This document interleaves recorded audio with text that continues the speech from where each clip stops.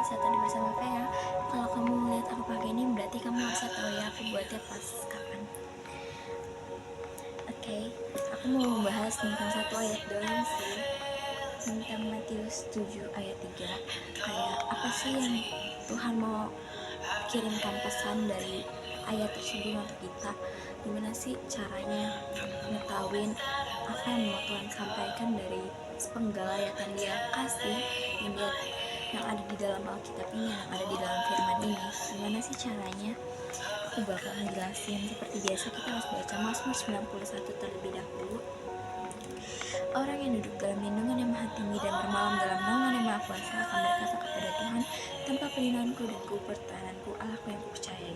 Sungguh dialah yang akan melepaskan engkau dari jerat penangkap burung, dari penyakit sampar dan busuk. Dengan kepaknya ia akan melindungi engkau, di bawah sayapnya engkau akan berlindung. Kesetiaannya ialah perisai dan pagar tembok.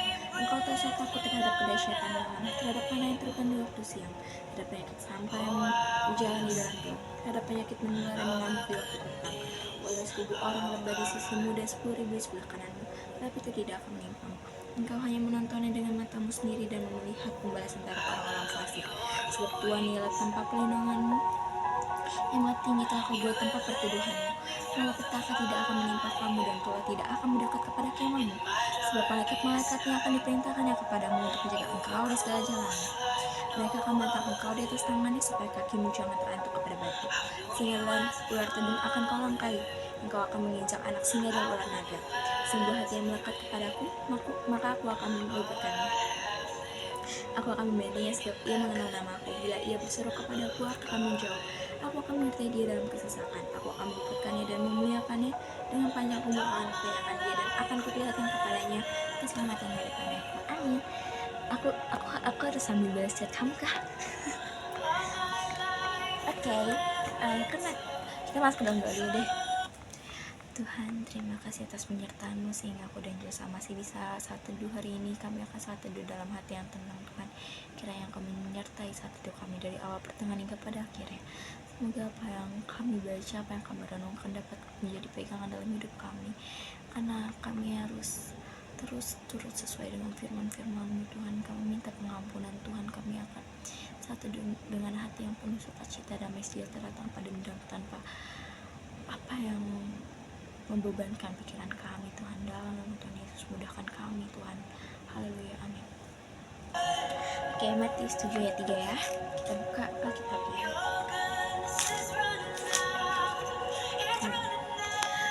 Mengapakah engkau melihat selumbar di mata saudaramu sedangkan balok di dalam matamu tidak engkau ketahui? Apa sih maksudnya?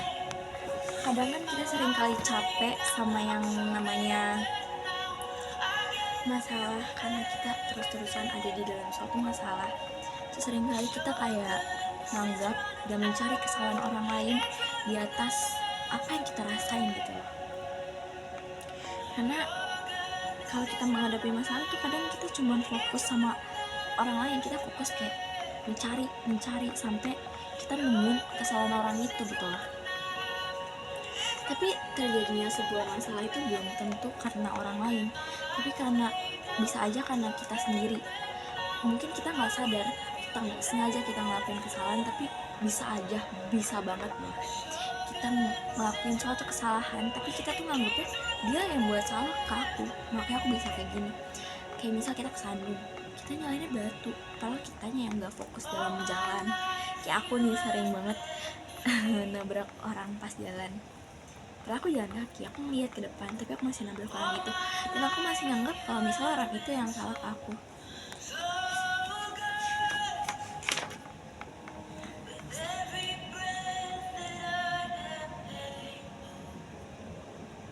Pokoknya kita tuh kadang buat kesalahan tapi kita nggak menyadari.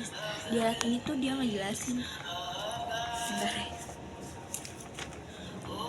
Ayat ini tuh kayak ngejelasin kita ngelihat selumbar di mata saudara kita, sedangkan kita nggak ngelihat balok di mata atau di diri kita sendiri. Kita nggak ngelihat kesalahan kita sendiri, tapi kita kayak ngelihat kesalahan orang lain gitu loh dengan mudahnya. Pokoknya kita sibuk mencari celah untuk menjatuhkan, untuk menyalahkan orang lain. Bahkan di ayat ini tuh kayak ngasih tahu juga kayak kenapa kita kadang susah banget untuk introspeksi diri, kadang ya gitu.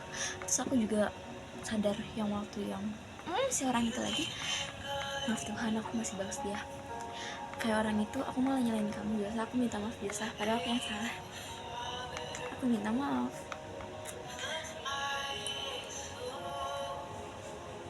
Kayak kita tuh kalau lagi ada di masalah tuh lebih baik kita tanya ke diri sendiri, apa ya buat salah apa, kayak kenapa sih kita nggak cek diri kita sendiri, kenapa sih kita nggak mikir lagi dan mencari apa yang salah dalam diri kita, apa yang kemarin sudah kita lakukan.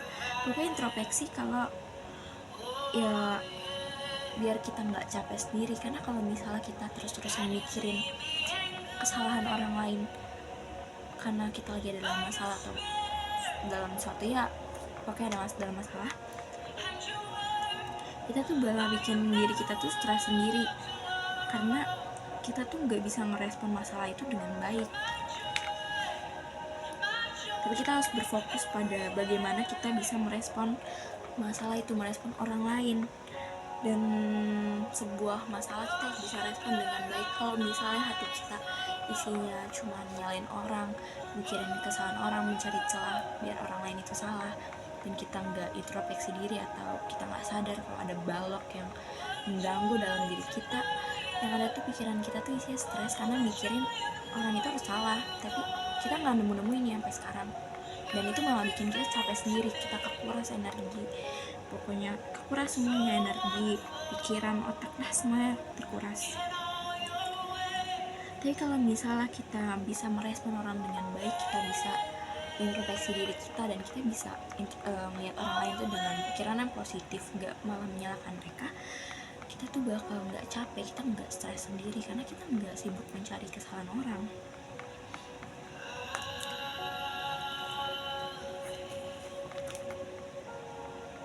Di firman Tuhan di Amsal 4 ditulis juga, bentar aku lupa. Liburan di rumah doang emang bikin mati gaya. Daripada cuma denger lagu sambil bolak-balik liatin isi kulkas, mending nontonin musik video dari di Amsal 4 itu jagalah isi hati kita dengan baik, maka kita akan terpancar gitu energi baiknya. Terus di sini juga ditulis, jalan orang fasik itu seperti kegelapan, mereka tidak tahu apa yang menyebabkan mereka tersandung. Jadi kayak kita tuh maksudnya tuh juga kayak kita nggak tahu apa yang membuat kita tersandung, tapi kita asal menyalahkan orang lain. Bisa aja kita tersandung karena diri kita sendiri tanpa kita sadari. Jadi host jam session pakai Spotify Premium, enak kan? Cobain sekarang.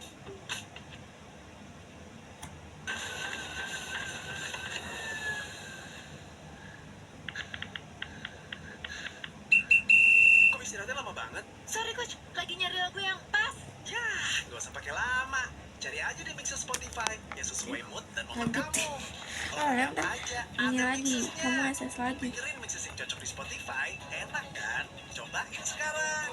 Oke, kalau misalnya lihat, jadi kesimpulan di itu kalau kita lagi ada dalam masalah tuh kita jangan fokus ke orang lain, kita fokus ke diri sendiri aja. Kita introspeksi diri kalau misalnya memang mungkin kita yang salah, jadi kayak kita introspeksi diri dulu. Dan mungkin kalau misalnya kita udah introspeksi baik dan emang bukan kesalahan kita boleh kok untuk belajar melupain, kita nggak usah pedulin lagi itu salahnya siapa, udahlah kita maafkan aja dan kita fokus sama diri kita lagi untuk berkembang, untuk membuat identitas yang baru lagi gitu. Terus pikiran kita tuh benar-benar hasil yang positif, karena kalau misalnya pikiran kita negatif, pikiran kita buruk, hasil yang kita dapetin tuh buruk, kita yang ada tuh malah stres, capek sendiri gitu. Jadi kayak kita benar-benar harus bisa jadi otak kita tuh harus, pikiran kita, hati kita tuh bisa harus yang positif, karena nantinya kalau apa yang kita pikirin positif pasti hasilnya juga bakal positif, sedangkan kalau yang kita pikirin negatif hasil bakal negatif.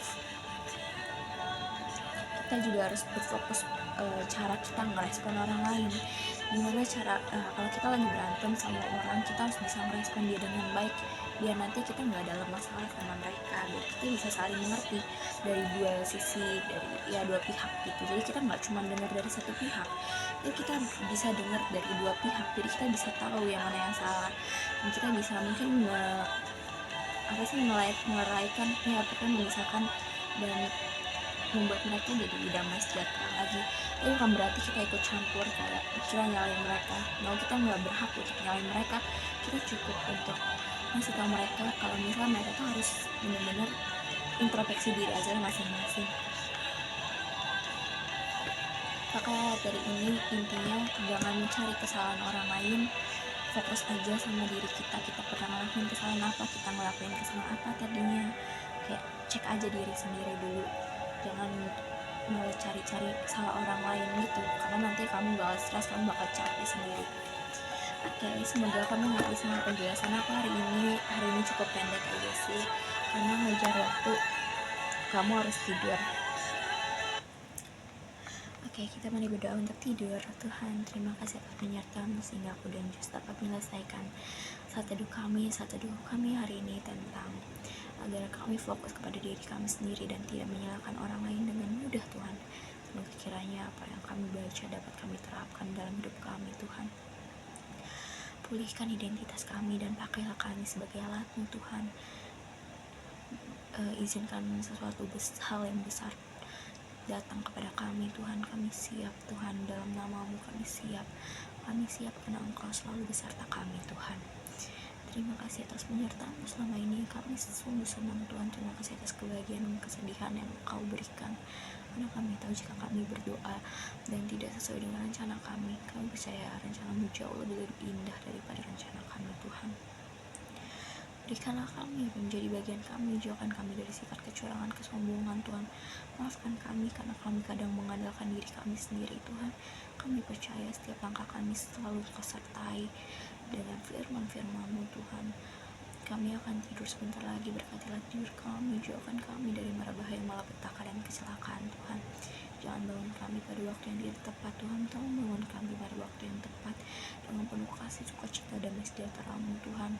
Kami percaya setiap langkah kami, setiap tidur kami selalu ada Engkau. Kau tidak pernah meninggalkan kami sekalipun, Tuhan. Aku sangat mengucap syukur, kami senang, Tuhan. Aku senang juga bisa kenal Jos, Tuhan, karena Jos juga hariku jadi lebih bahagia, Tuhan. Dan aku juga jauh lebih bersyukur karena ini sesuai dengan rancangan-rancangan-Mu, Tuhan. Ini sesuai dengan rencana dan jalan-Mu, Tuhan.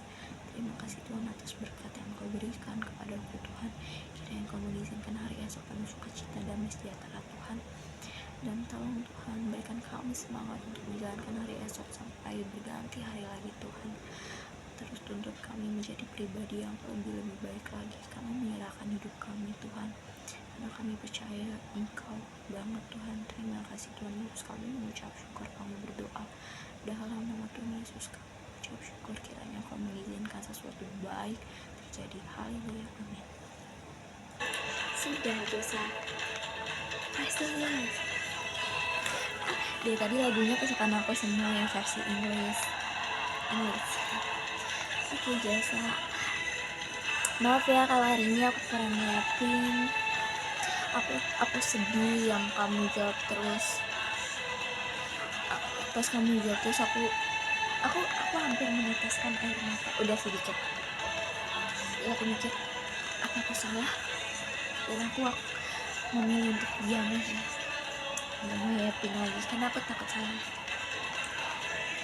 Tapi kamu ternyata nyiapin aku. Terima kasih atas peduli kamu. Terima kasih udah nyiapin aku. Aku senang karena nyiapin aku dicariin, jadi aku gak takut untuk nyiapin ke kamu. Aku senang sama kamu Jasa, karena sama kamu aku bisa nyiapin sepuasnya, aku bisa keluarin semua yang aku rasain dengan mudah. Karena kalau nggak sama kamu mungkin aku nggak bisa ngeluarin atau ungkapin perasaan aku, sedihku, atau bahkan bahagia aku. Tapi karena kamu aku jadi bisa ngungkapin itu semua. Terima kasih udah jadi sosok yang bikin aku bisa ungkapin semuanya. Aku senang sama kamu Jasa, aku sayang sama kamu. Kamu bener tugas, Aku bangga sama kamu. Terima kasih kan udah menjalani hidup ini, udah menjalani hari ini dengan penuh sukacita. Semoga hari kamu terus dengan damai sejahtera Tuhan Yesus. Tuhan Yesus selalu menyertai kamu. Tuhan Yesus selalu mengasihi kamu. Semangat terus, kalau kamu ada apa-apa kamu boleh cerita sama aku. Tuhan Yesus menyertai. Dadah. Shalom, jasa papai.